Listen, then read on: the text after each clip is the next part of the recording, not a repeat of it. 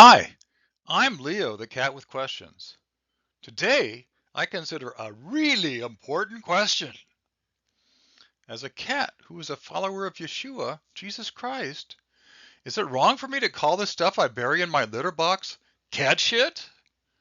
Or as a good Christian cat, must I call it something else like cat poo or maybe cat turd?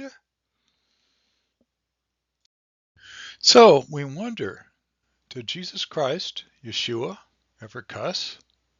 Did he use profanity? What does profanity mean? From the Free Dictionary website, www.thefreedictionary.com, the meaning of profanity is abusive, vulgar, or irreverent language. Why would I ask this question? This is because some have said that no one who's a follower of Yeshua, that is Jesus Christ, would use certain words that are considered improper for his followers to use. For instance, shit, bastard, bitch, hell, and others. What is the origin of this list? Certainly not the Bible. Actually, the list is comprised of words that are considered unsuitable for polite conversation. My good friend was taught as a child that these words were unsuitable. This is done in church and or school and or by his parents.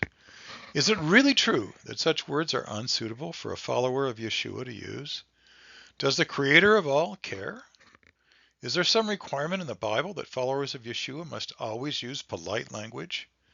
Also, is there an example of Yeshua using impolite language?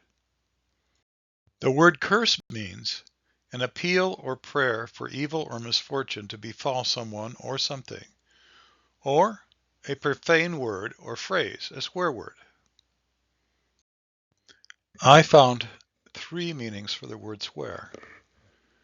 The most common one is to make a solemn declaration invoking a deity or a sacred person or thing, in confirmation of and witness to the honesty or truth of such a declaration. Both curse and swear could mean to use profanity. Because of overlapping meanings, there can be some confusion as to what is meant by the words cuss, curse, and swear. What most people mean by cuss is to use profanity. When studying the Bible, it's good to consider carefully what meaning is intended. Notice that in James 3:9-10, when James is talking about the tongue, that he's not talking about the use of profanity. He is speaking of cursing in the sense of wishing evil on another person. Notice that in Matthew 5:33-34, when Yeshua tells us not to swear, he's not talking about using profanity. He's talking about not making oaths.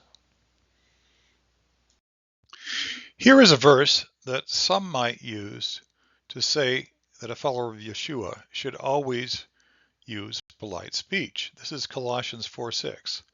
Let your speech always be with grace, seasoned with salt, that you may know how you ought to answer each one. However, it's likely that salty speech meant the same thing back then as it does now. The use of profanity. Appropriate speech is not necessarily polite speech, but rather speech that fits the occasion. Speaking of speech that fits the occasion, take a look at Matthew 23:27. Jesus says, "Woe to you, scribes and Pharisees, hypocrites! For you are like whitewashed tombs, which indeed appear beautiful outwardly, but inside are full of dead men's bones and all uncleanness." What Yeshua says here about the Pharisees cannot be considered polite conversation. It fits the definition of profanity as abusive, vulgar, or irreverent language. If this were done on Twitter or X, it would definitely be a mean tweet. Here's a final question. What do you think? Should a follower of Yeshua always use polite conversation, acceptable to the most religious of people? Or should a follower of Yeshua, when the occasion calls for it, act like Yeshua did when he did things like driving money changers from the temple or insulting the Pharisees?